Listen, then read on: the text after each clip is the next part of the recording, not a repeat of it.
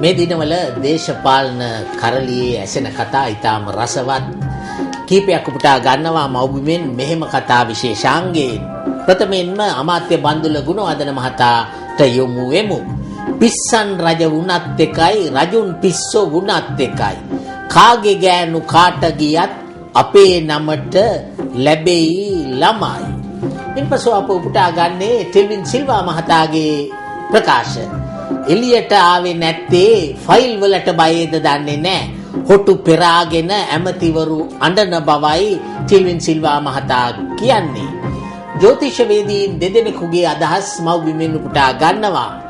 අධ්‍යාත්මවේදී චන්ද්‍රසිරි බණ්ඩාර මම කියන්නේ සහතිකවම මහින්ද පෙරදුනොත් මම වෙඩි තියා ගන්නවා කියලායි.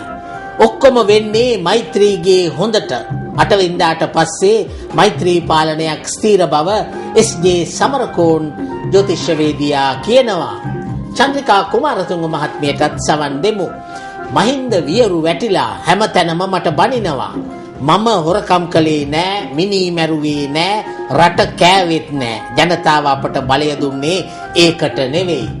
බුදුන්ට දේවදත්තයා, ජේසුට ජුදාස්, ගුත්තිලට මූසිල, මහින්දට සිරිසේන, ඇඳුම ඉන්දියන්, ප්‍රතිපත්ති සිංගප්පූරු, හෙට ඔබාමාගේ කලිසමත් ගනීවි කියා රෝහිත අබේගුණවර්ධන මහතා දක්වන අදහස් වලටයි.